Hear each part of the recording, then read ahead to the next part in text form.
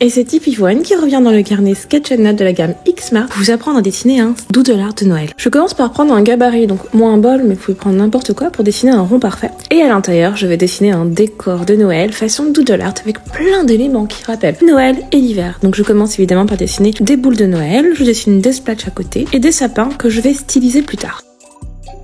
Après leur avoir donné la forme que je souhaitais, je viens repasser les contours un petit peu comme des lamelles et j'essaie de donner un petit côté chewing-gum à ces sapins. Il y a vraiment rien de plus simple que de dessiner du hou. On dessine des feuilles avec des pointes et deux petites boules au milieu. Et c'est tout, une rainure au milieu et ça fait l'affaire.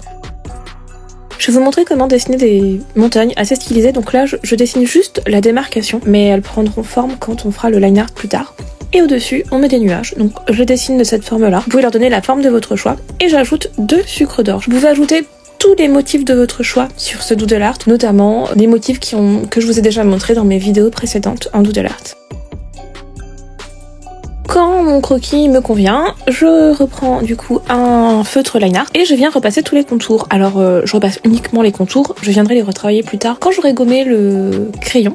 Donc là je fais vraiment mes contours pour les définir, je fais tout et puis je corrige éventuellement si jamais je trouve que des éléments sont mal placés. Et puis c'est tout en fait, il y a juste à repasser et je vous explique ensuite comment donner du relief à son doodle art et le rendre encore plus dynamique.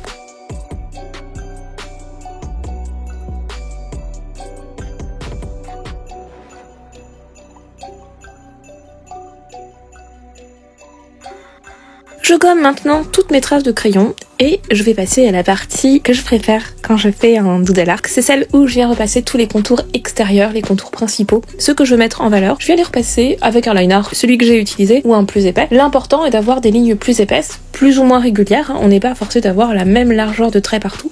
Au contraire, moi j'aime bien quand il y a des petites différences, ça donne vraiment plus de dynamisme au dessin. Je viens ajouter des rayures pour marquer les ombres.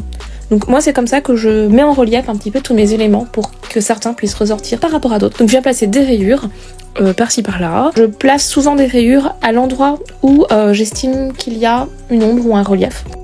Et je continue ainsi mon doodle art en le dynamisant, en repassant les contours, en mettant des rayures. N'hésitez pas à vous inspirer de ce que je fais ou à expérimenter en testant différentes choses. Pour le côté festif, j'ai décidé d'ajouter une guirlande suspendue au-dessus. Pour le côté un peu doodle art, street art, je dessine comme des petites coulures en fait pour symboliser ma guirlande et des étoiles qui pendouillent à chaque coin d'intersection. Et vous allez peut-être remarquer que j'ai eu beaucoup de mal à refaire mon contour, le contour du rond, mais ce n'est pas grave du tout. C'est un doodle art, je ne cherche pas à être parfaite, donc retravaillez vos traits jusqu'à ce qu'ils vous conviennent.